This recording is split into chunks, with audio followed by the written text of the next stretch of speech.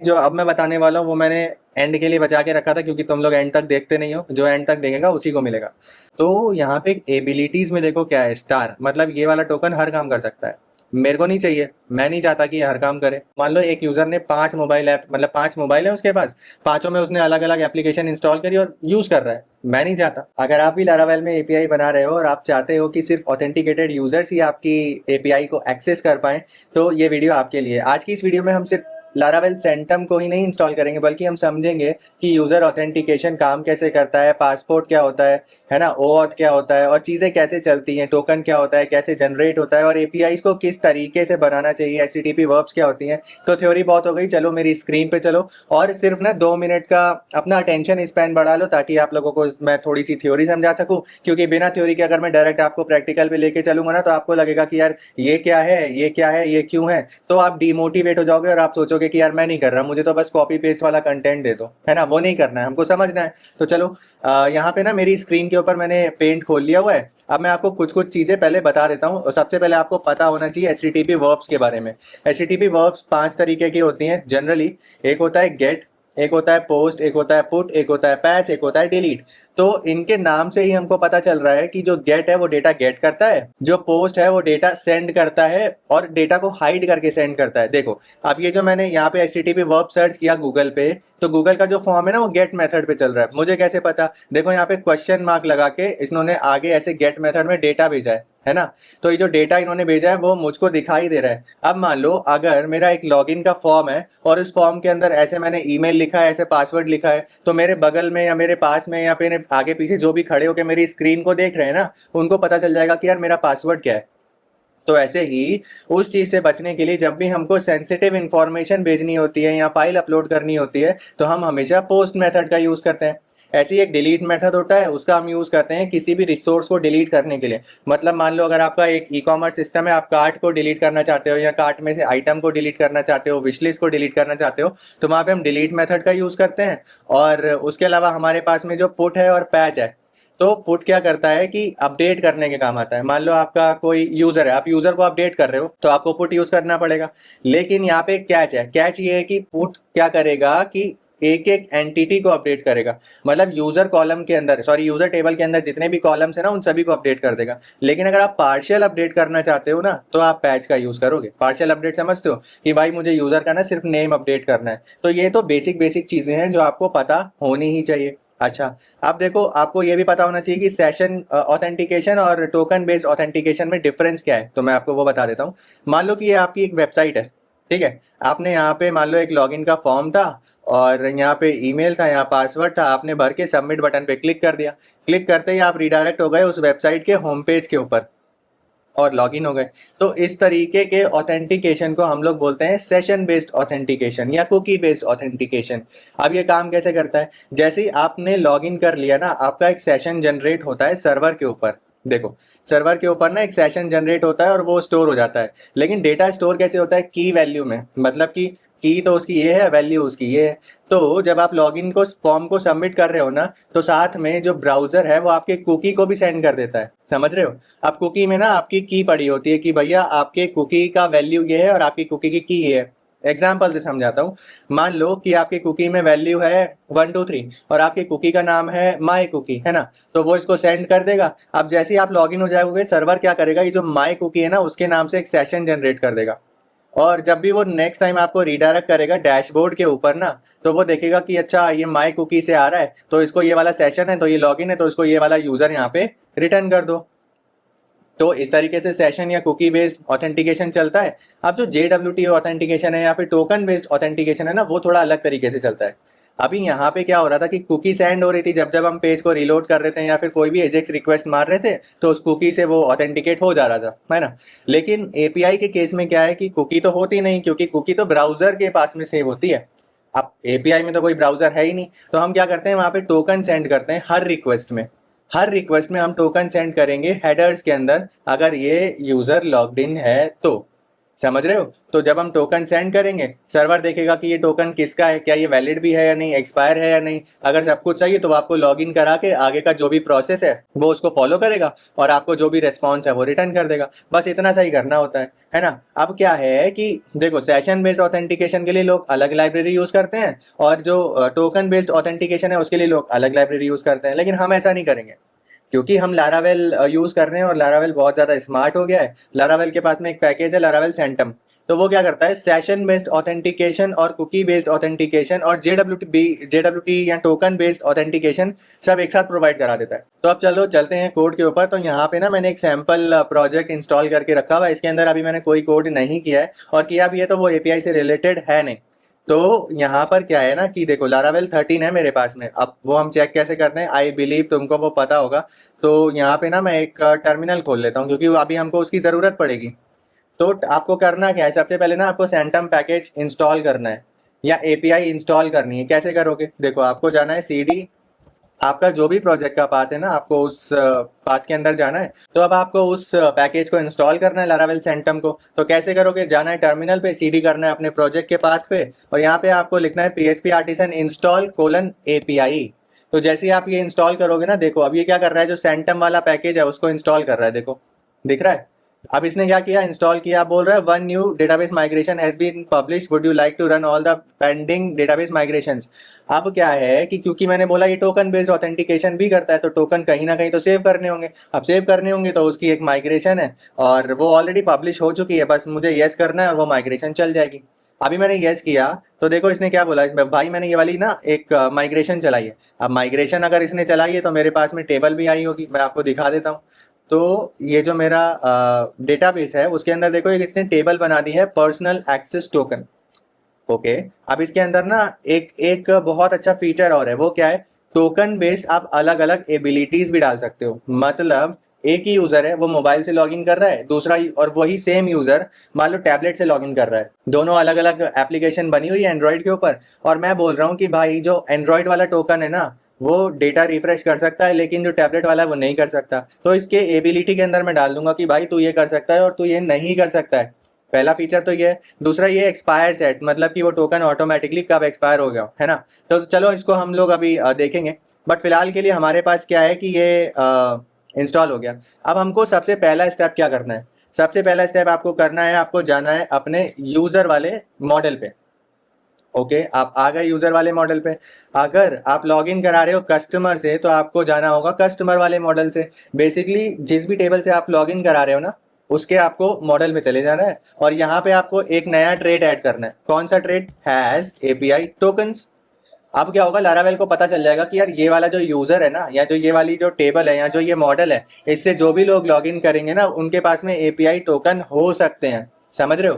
तो लारावेल ना उसको, या ये जो पैकेज है ये उसको अच्छे से हैंडल कर लेगा।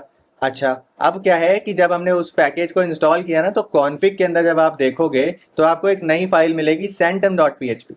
इसको समझ लेना बहुत जरूरी है। अगर हम इसको नहीं समझेंगे तो आगे जाके आपको कोड करने में दिक्कत आएगी। यहाँ पे भी देखो लिखा हुआ है, यहाँ पे क्या लिखा हुआ है, request from the following domain या host will receive stateful API authentication cookies. अभी मैंने आपको समझाया था ना, ये कुकी बेस्ड ऑथेंटिकेशन होता है। तो होता ये भी स्टेटलेस ही है, लेकिन वो इसको स्टेटफुल मान रहा है। स्टेटफुल क्या होता है, जो हमेशा कनेक्टेड रहे, है ना। कनेक्टेड क्या रहता है, वेब सॉकेट कनेक्टेड रहते हैं, है ना। लेकिन ये क्या करता है, इसका कनेक्शन डिस्कनेक्ट हो जाता है जैसे ही पेज रेंडर हुआ, लेकिन वो इसको स्टेटफुल में काउंट कर रहा है। और वो क्या कह रहा है कि यहाँ पे भाई वो सारे डोमेन डाल दो। देखो यहाँ पे लोकल होस्ट 3000, लोकल आईपी 8000, बोल रहा है कि वो डोमेन डाल दो जहां से तुम वेबसाइट से लॉगिन करोगे। देखो यहाँ पे इसने लिखा है फ्रंट एंड, है ना। आप किससे एक्सेस करोगे, फ्रंट एंड एसपीए से। एसपीए क्या है, सिंगल पेज एप्लीकेशन, समझ रहे हो। वो क्यों डाल दो, ताकि इसको पता चले कि भैया वहां पे तो हमको कुकी यूज करनी है, और जो एपीआई से जो भी आ रहा है ना वहां पे हमको टोकन यूज करना है। समझ गए? ओके। आगे देखो ये गार्ड है। गार्ड अगर आपको नहीं पता है, मेरी पिछला वीडियो देखना, बहुत डिटेल में हमने बात करी है। एक्सपायरेशन अभी के लिए नल है, मतलब जो भी टोकन जनरेट होगा ना वो एक्सपायर होगा ही नहीं। अगर आप चाहते हो कि यार 3600 सेकंड में एक्सपायर हो जाए तो आप 3600 लिख दो यहाँ पे, बट मैं तो नहीं चाहता कि एक्सपायर हो, तो अभी के लिए मैं इसको नल रखूंगा।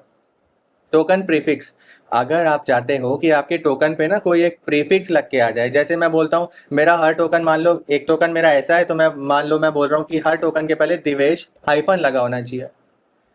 मैं कुछ भी सोच सकता हूँ ना। अब ये इसका फायदा क्या है, मान लो आप ना मल्टीपल ऑथेंटिकेशन यूज कर रहे हो, आपने पासपोर्ट भी इसी में घुसेड़ दिया, लारावेल सेंटम भी घुसेड़ दिया, JWT भी डाल दिया, और आपने अपना एक कस्टम ऑथेंटिकेशन भी डाल दिया। अब आपको कैसे पता चलेगा कि कौन सा टोकन किसने जनरेट किया है? तो एक तो ये है, प्रीफिक्स आप लगा लो, चाहो तो नहीं भी लगाओगे तो भी कोई दिक्कत नहीं है। सैंटम मिडलवेयर, अब ये ना एक इंपॉर्टेंट चीज़ है। तो ये सेशन को कैसे ऑथेंटिकेट करेगा, ये देखो, उसके लिए इसने एक मिडलवेयर ऑलरेडी बना के दी है। जब आप इसके अंदर जाओगे तो आपको यहाँ पे कुछ कोड मिलेगा, उसको हम लोग बाद में देखेंगे, फिलहाल हमको एपीआईज बनानी है ना। तो इतना हमारा काम हो गया। अब करना कुछ नहीं है, आपको जाना है API.php में। अब हो सकता है कि आपके पास में API.php बनी हुई ही ना हो, है ना। अगर नहीं बनी हुई है, देखो इसको अभी के लिए मैं हटा देता हूँ। सपोज करो अगर नहीं बनी हुई है तो आप क्या करोगे, आपको जाना है app.php के अंदर, जो कि बूटस्ट्रैप के अंदर मिलेगी। तो आपको यहाँ पे ये लिख देना है, एपीआई का राउट कौन सा है जी, API.php है। बस इतना मेंशन कर दो कि आपका काम हो जाएगा। ठीक है, समझ रहे हो? ये हो गया। अब आपको सिंपल सी एक एपीआई बनानी है। अब सपोज करो मैं बोलता हूँ, मैं जो एपीआई बना रहा हूँ वो पहले तो मैं गेस्ट के लिए बना रहा हूँ। अब गेस्ट के लिए बना रहा हूँ तो मुझको मिडिलवेयर कौन सी लगानी पड़ेगी, गेस्ट वाली लगानी पड़ेगी। अच्छा, ये गेस्ट क्या होता है? गेस्ट ये होता है कि ऐसे यूजर्स जो लॉग्ड इन नहीं है, अगर वो लॉग्ड इन है तो वो रिडायरेक्ट हो जाएंगे लॉगिन वाले पे, समझ गए? तो अब मुझको यहाँ पे कौन सी मिडिलवेयर डाल देनी है, गेस्ट, GUEST, है ना। थ्रॉटल हम यहाँ पे लगा देंगे 6.1 का। ये थ्रॉटल क्या होता है, मान लो कि कोई एक यूजर है, बार बार ना आपकी एक एपीआई हिट करे जा रहा है, करे जा रहा है, करे जा रहा है, और इससे क्या हो रहा है ना कि आपका जो सर्वर है वो स्लो हो जा रहा है, आपकी क्वेरी स्लो चल रही है, या फिर बहुत ज़्यादा लोड बढ़ रहा है। तो उसको रोकने के लिए हम थ्रॉटल करते हैं। थ्रॉटल क्या है कि लिमिट लगा देता है। अब जो हमने ये लिखा ना, इसका मतलब ये है कि हर यूजर को 1 मिनट में सिर्फ 6 रिक्वेस्ट करना ही अलाउड है। उसके बाद करेगा ना तो हम उसको एप्लीकेशन के अंदर जाने ही नहीं देंगे। समझ गए? यहाँ तक सिंपल है, बिल्कुल सिंपल है। ओके, तो अब ये जो आपने ग्रुप बनाया है ना, इसके अंदर आपको वो राउट्स लिखने हैं जिसको लॉग्ड इन जो बंदा नहीं है वो एक्सेस कर सके। तो कौन होगा ऐसा जो लॉगिन करना चाहता है ना। अच्छा, एक चीज़ हमने यहाँ पे मिस कर दी है, इसके ऊपर ना मैं एक लगा देता हूँ प्रीफिक्स। प्रीफिक्स में हम क्या लगाएंगे, V1। ये V1 मैं क्यों लगा रहा हूँ, और V को मैं बड़ा ही कर देता हूँ, क्यों बताता हूँ मैं आपको, समझाता हूँ। देखो, तो ये जो हमने V1 बनाया ना, इसके अंदर ही मैं इसको डाल दे रहा हूँ।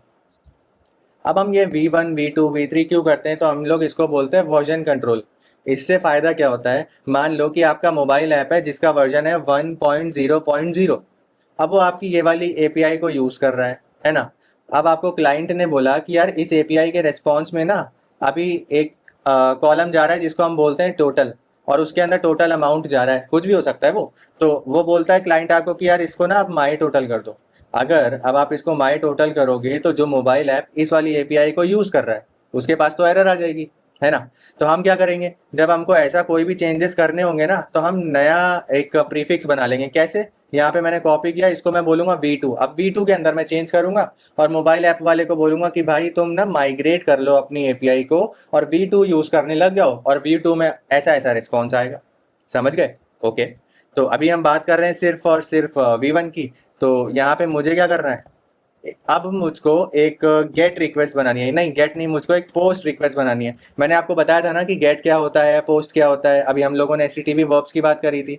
तो यहाँ पे मुझे सबसे पहले लिखनी है URL, कि भाई कौन सी वाली URL पे जब यूजर हिट करेगा तो कौन से कंट्रोलर के ऊपर हमारा रिक्वेस्ट जाना चाहिए। अभी देखो ये दिखा भी रहा है कि जो API V1/login ये हमारा URL बनेगा, है ना। अगर आपको नहीं दिखा रहा है तो आप लोग यूज कर सकते हो PHP Storm, जो कि मैं अभी यूज कर रहा हूँ। तो यहाँ पे मैंने लिखा ऑथ कंट्रोलर। अभी तो मैंने ऑथ कंट्रोलर कोई बना नहीं रखा है, और उसके अंदर मैंने बोला लॉगिन फंक्शन पे भाई तुम चले जाना, और इसका नेम भी मैं क्या रख देता हूँ, लॉगिन। समझ गए? अब तुम बोलोगे कि भाई जब मैं V2 बनाऊंगा उसमें भी नेम लॉगिन होगा, बिल्कुल होगा। तो यहाँ पे तुमको क्या करना है, एक और तुमको यहाँ पे क्या करना है, नेम डाल देना है। अब यहाँ पे जो तुम नेम डालोगे ना उसको तुम ऐसा लिख दो, API::V1 डॉट। इससे क्या होगा, अब जो तुम्हारे राउट का नेम बनेगा ना वो ये बनेगा API::V1 डॉट लॉगिन, या उसके अंदर जो भी होंगे वो उसके आगे अपेंड होते जाएंगे। समझ गए? अच्छा, नहीं समझे, रुको दिखाता हूँ। एक काम करो, यहाँ पे जाओ, यहाँ पे तुम एक कमांड लिखो PHP आर्टिसन राउट कोलन लिस्ट। अब अच्छा, इसको ऑथ कंट्रोलर नहीं मिल रहा है ना, तो पहले मुझे वो बनाना ही पड़ेगा। चलो मैं बना ही देता हूँ। तो ऐप के अंदर जाओ, HTTP में जाओ, कंट्रोलर्स में जाओ। अब कंट्रोलर के अंदर ना मुझको यहाँ पे, सॉरी ये कॉन्ट्रैक्ट है, कंट्रोलर के अंदर मुझे यहाँ पे एपीआईज के लिए बनाना है तो सबसे पहले मुझको एक फोल्डर बनाना पड़ेगा एपीआई। क्यों बना रहा हूँ? ताकि मिक्स ना हो जाए वेब वाले और एपीआई वाले कंट्रोलर। अब उसके अंदर मैं एक और फोल्डर बनाऊंगा V1। क्यों बना रहा हूँ? ताकि मिक्स ना हो जाए V1 के कंट्रोलर और V2 के कंट्रोलर, जब क्योंकि दोनों में ऑथ कंट्रोलर होगा। तो जब मैं सर्च करूंगा ना तो मुझे पता रहना चाहिए कि भैया कौन सा कंट्रोलर किसका है। समझ गए जी? ओके।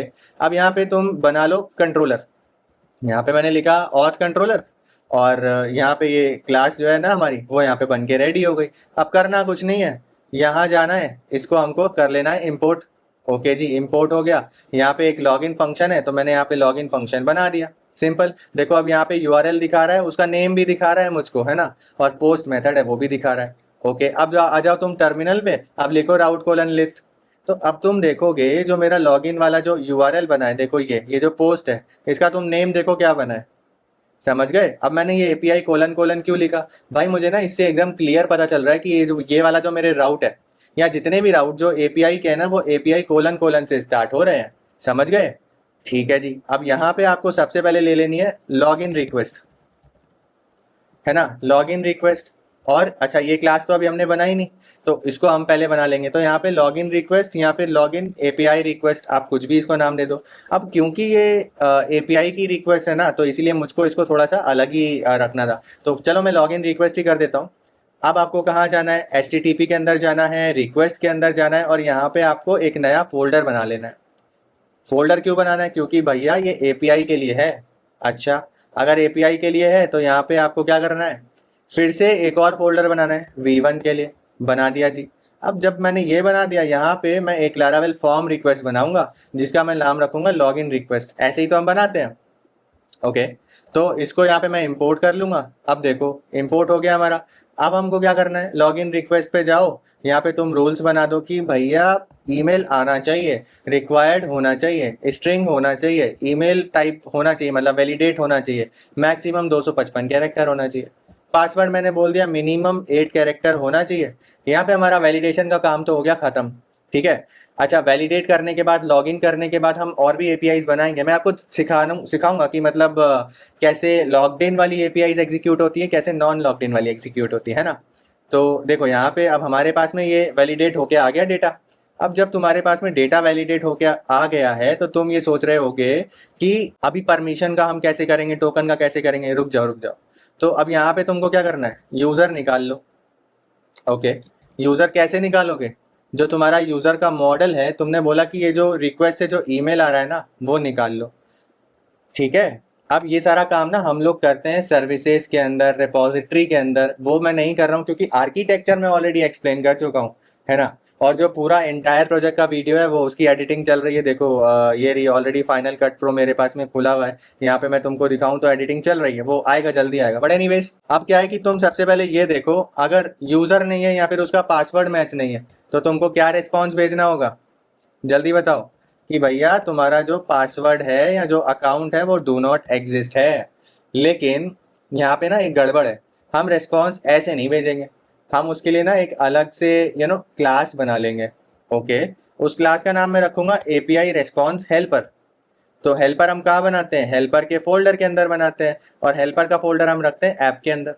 ओके, तो यहाँ पे मैंने क्या किया, यहाँ पे सपोज करो मैं एक क्लास बना देता हूँ, इसको मैं बोल रहा हूँ एपीआई रेस्पॉन्स, या फिर एपीआई का ना ये स्मॉल रख दो, आर कैपिटल रख दो, एपीआई रेस्पॉन्स हेल्पर।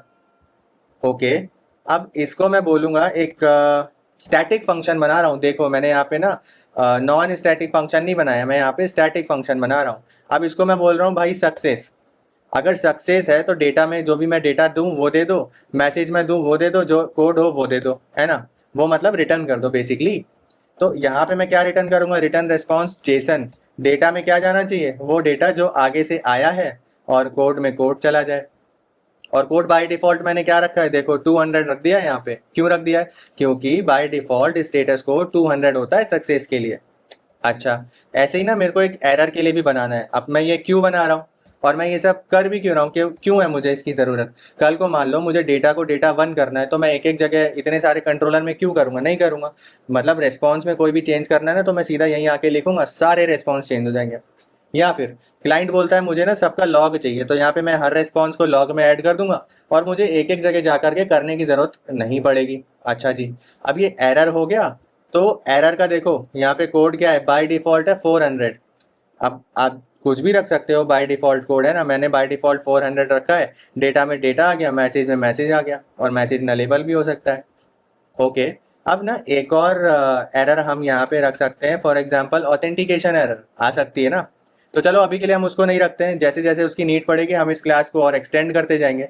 तो ये जो एपीआई रिस्पॉन्स हेल्पर है, इसको मुझे रिटर्न करना है यहाँ पे, उसका भी कौन सा फंक्शन, एरर वाला।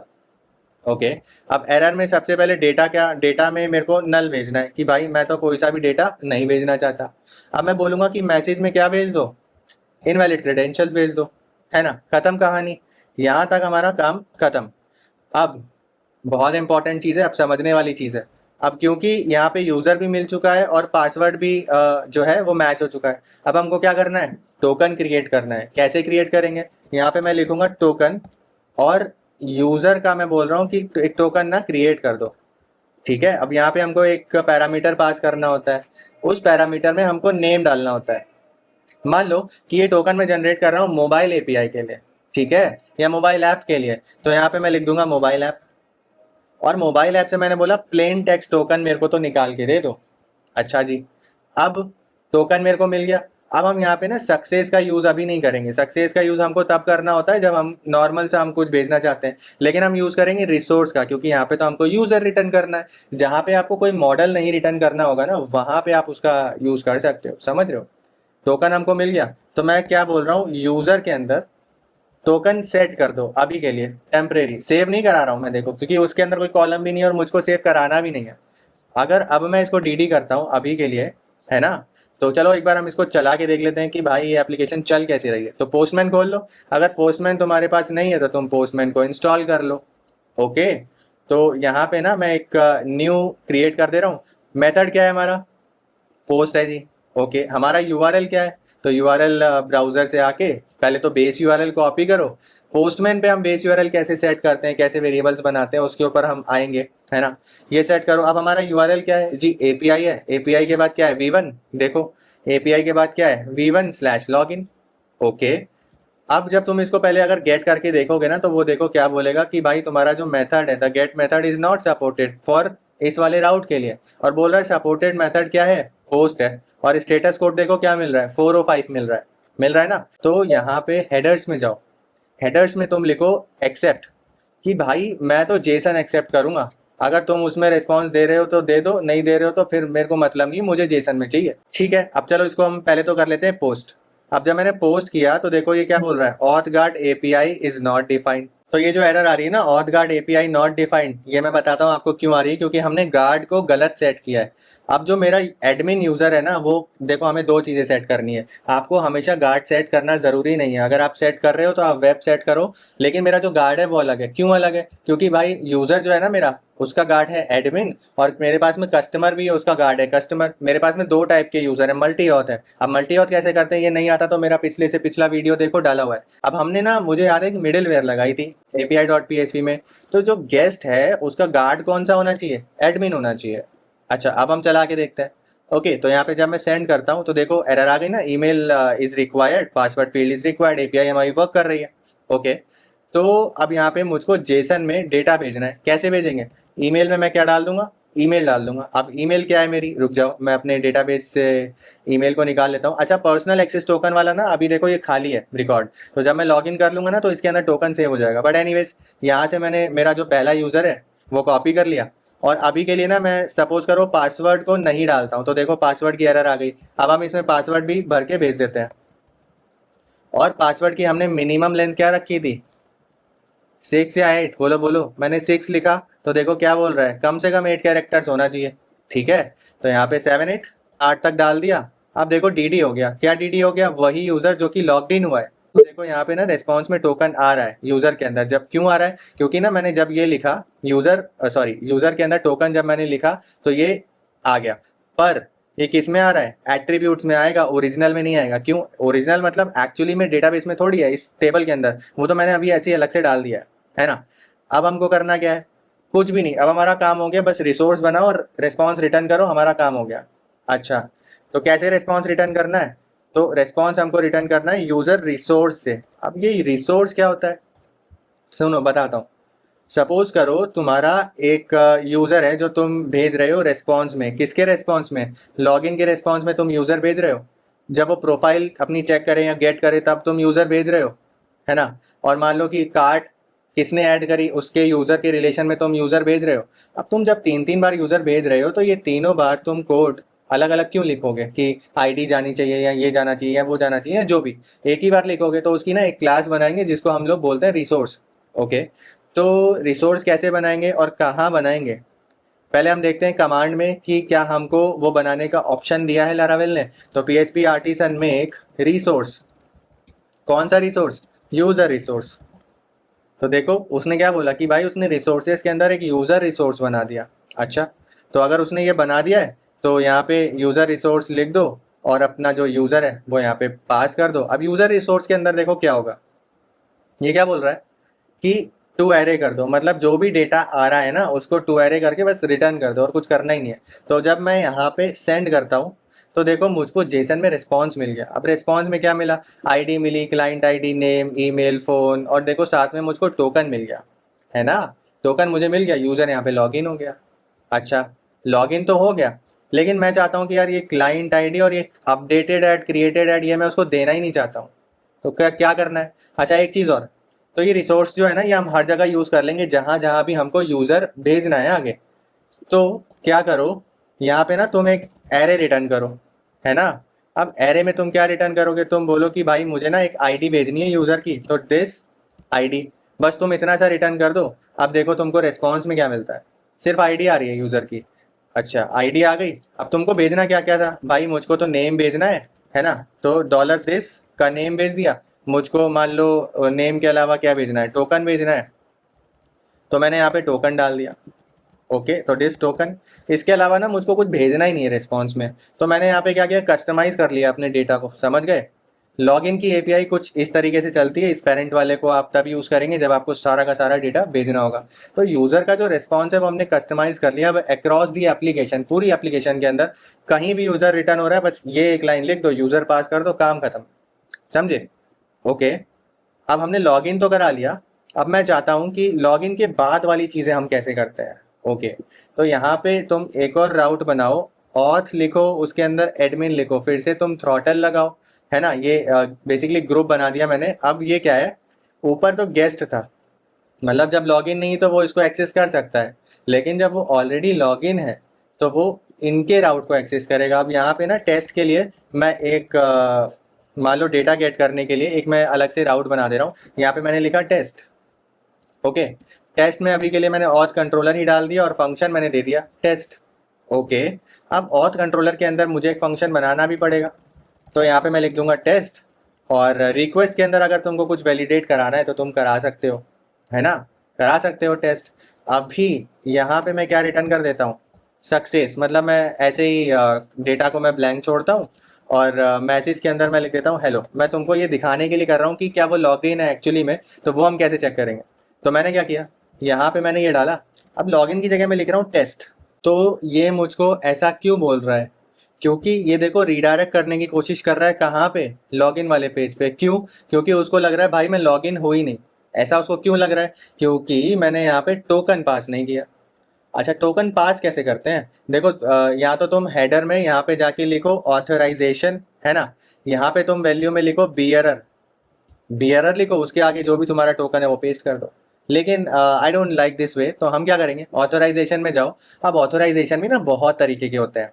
एक होता है बेसिक ऑथराइजेशन, बियरर टोकन वाला ऑथराइजेशन, JWT वाला होता है, ओ ऑथ होता है ना, AWS सिग्नेचर होता है, API की होती है, बहुत सारी चीज़ें होती हैं। अब जब भी आपको OAuth 2.0 यूज़ करना रहे ना तो आपको लारावेल पासपोर्ट यूज़ करना है। बट अभी हम बियरर टोकन कर रहे हैं, तो यहाँ पे ना तुम टोकन की वैल्यू डाल दो। अब टोकन मिलेगा कहाँ से, अभी तुमने ये लॉगिन किया था, तुमको यहाँ पे ये टोकन मिला था, है ना।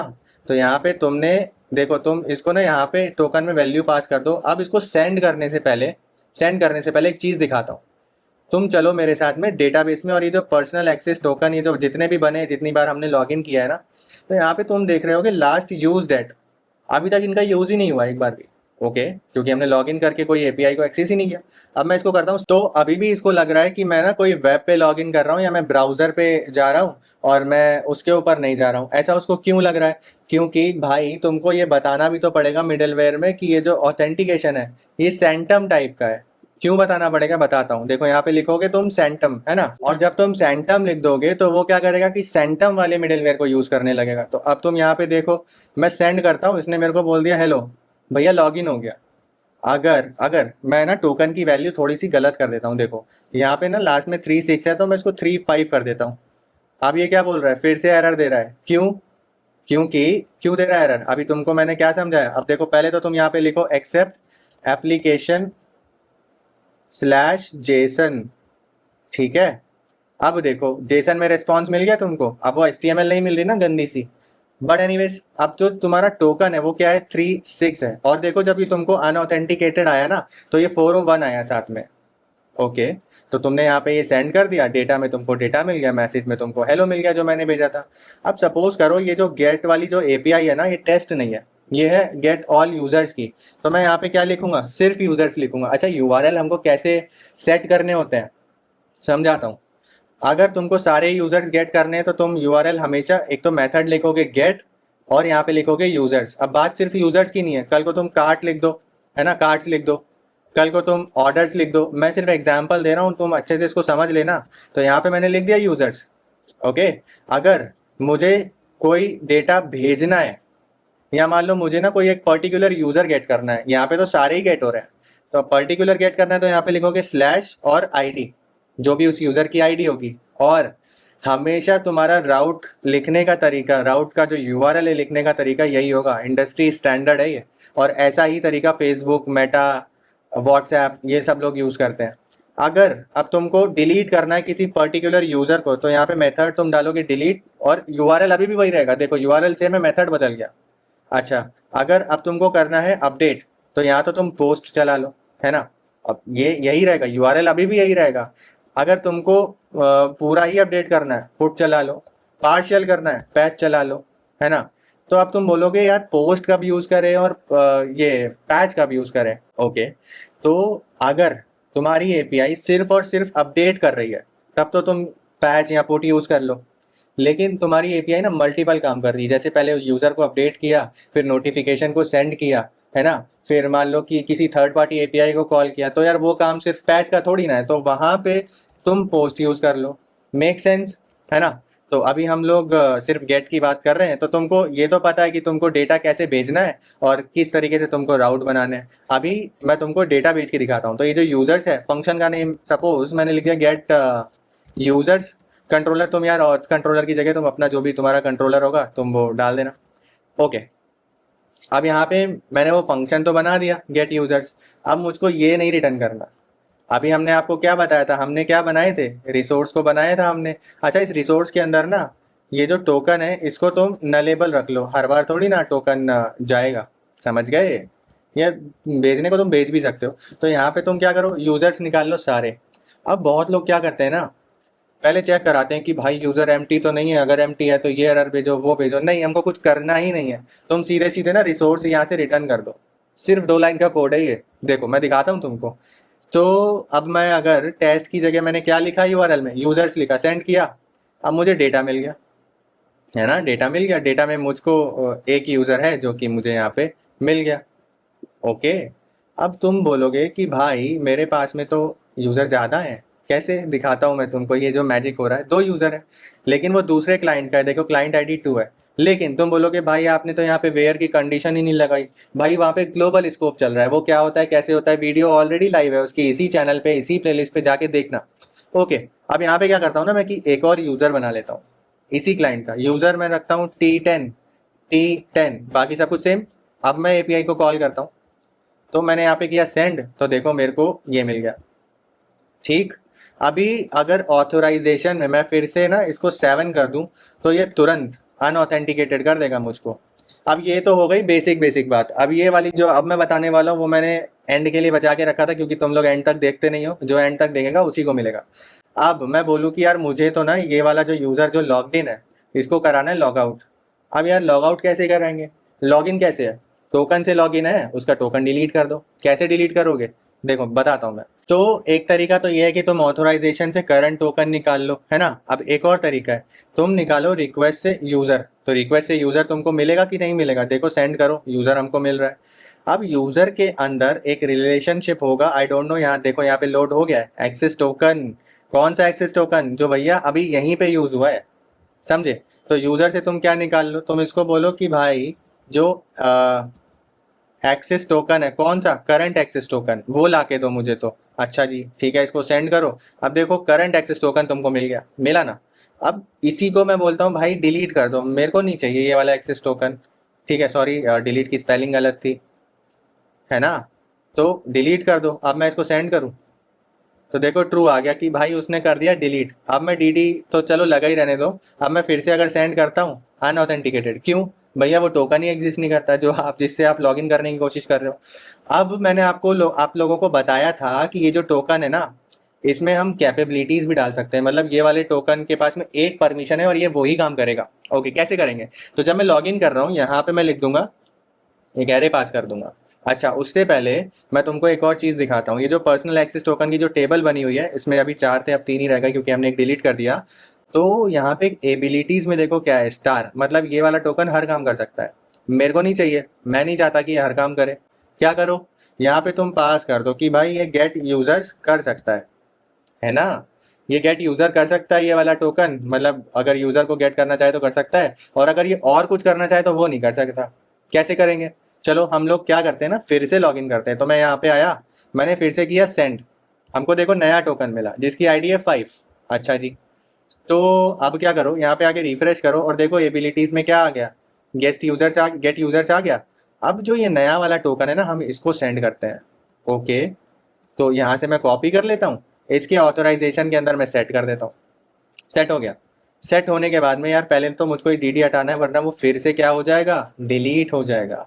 अब अगर मैं एपीआई चलाऊंगा तो एपीआई तो चलेगी, देखो डेटा तो मिलेगा, लेकिन यहाँ पे हमको ये भी तो चेक कराना है कि इसको ये वाली परमिशन है भी या नहीं है ना। ओके, कैसे चेक कराएंगे, तो तुम यहाँ पे बोलो इफ जो रिक्वेस्ट है उसका जो यूजर है, उसका जो टोकन है वो कैन है। कैन मतलब क्या, ये गेट यूजर्स को गेट, मतलब इसको क्या ये वाली परमिशन है। अगर है तब तो तुम इसको भैया ये रिटर्न कर दो, है ना, ये रिटर्न कर दो। अगर नहीं है तो तुम उसको बोलो एरर कि भैया तुम लॉगिन तो हो लेकिन तुम्हारे पास परमिशन नहीं है गेट करने की। तो यहाँ पे मैं मैसेज में क्या लिखूंगा, you do not have access to this method. अब कोड यहाँ पे क्या जाएगा, तुम लोग 401 और 403 में ना हमेशा कंफ्यूज्ड रहते हो, याद है तुम लोगों को। अब देखो ये बोल रहा है ओके नेम्ड पैरामीटर, है ना। तो यहाँ पे मैंने मैसेज मेरे को, मैंने यहाँ पे नेम लिखा हुआ है, तो यहाँ पे मुझे नेम पास करना होगा। अच्छा, अब नेम में 403 और 401 में तुमको डिफरेंस पता होना चाहिए। 401 होता है अनऑथेंटिकेटेड, 403 होता है अनऑथोराइज। ऑथेंटिकेशन और ऑथोराइजेशन में डिफरेंस जीपीटी कर लेना, और वैसे तुमको पता होना चाहिए। तो यहाँ पे मैंने लिख दिया 403 कि भैया ये वाले का एक्सेस इसको नहीं है। तो चलो हम करते हैं सेंड, तो डेटा आ गया। क्यों आ गया, क्योंकि जब हमने टोकन बनाया था तो हमने ये गेट यूजर्स को परमिशन दे के बनाया था। अच्छा, टोकन तो हमारे पास में कई सारे हैं, तो हम क्या करते हैं ना, इस ऊपर वाले टोकन को यूज कर लें। अगर ये इनक्रिप्टेड नहीं है तो आई थिंक ये इनक्रिप्टेड है, तो हम इसको ऐसे तो हम इसको यूज़ नहीं कर सकते। देखो अगर मैं ये वाला टोकन डेटाबेस से कॉपी करके अगर मैं यहाँ पे डालता हूँ तो अनऑथेंटिकेटेड आ रहा है ना। तो मैं क्या करता हूँ, ओके एक काम करते हैं, यहाँ पे मैं टोकन तो वही कॉपी कर लेता हूँ जो उसका एक्चुअली टोकन है, और वही मैं यहाँ पे डाल देता हूँ। बस मैं कंडीशन को रिवर्ट कर दूंगा। देखो अभी के लिए तो चल रहा है, ये चला क्यों नहीं, रुको। यहाँ पे मैंने इसको किया है कॉपी, इसको मैंने यहाँ पे डिलीट किया, ये पेस्ट किया, डेटा आ गया, है ना। अब मैं बोल रहा हूँ कि अगर उसको ये परमिशन नहीं है तो एरर दे दो। मैंने उल्टा कर दिया ना, तुमको तो बस देखने से मतलब है। सेंड करो तो देखो क्या बोल रहा है, you don't have access to this method. और यहाँ पे 403 forbidden, access to the resource is prohibited. समझे, इस तरीके से काम चलता है।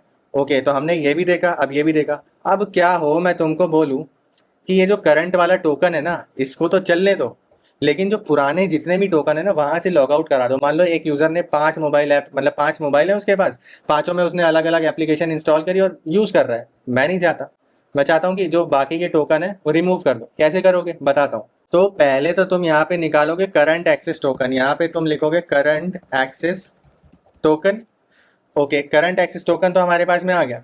अब तुमको करना क्या है, जो रिक्वेस्ट है उसका जो जितने भी टोकन है उन सबको रिवोक कर लो, लेकिन कौन से टोकन छोड़ के, where not in, where not in, जो अभी ये तुमने ये जो ऊपर निकाला है ना, वेयर नॉट इन टोकन, है ना, यहाँ पे तुम अपना ये टोकन पास कर दो।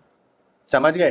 तो कुछ इस तरीके से तुम ये भी कर सकते हो। अच्छा, इसके अलावा अभी अगर मैं तुमको डेटाबेस में दिखाऊं तो देखो ये लास्ट यूज्ड एट कब हुआ, ये अपडेट हो जा रहा है। एक्सपायर सेट, ये एक्सपायर नहीं हो रहा है। क्यों नहीं हो रहा है? हमने आपको बताया था कि जो सैंटम वाला जो ये है कॉन्फ़िगरेशन है, उसमें भाई हमने एक्सपायरेशन डाली नहीं है। डालोगे तो वो चल जाएगा। अगर अभी भी आपको एपीआई में कोई भी डाउट है, या ऑथेंटिकेशन एपीआई में कैसे करना है, इन सब चीज़ों में डाउट है, रिसोर्स कैसे बनाना है, कैसे रिटर्न करना है, तो कमेंट करना। वीडियो आएगी डिटेल में, सारे कमेंट्स के जवाब मिलेंगे। और वीडियो पसंद आया तो शेयर कर देना अपने दोस्तों के साथ, और मिलते हैं अगले वीडियो में।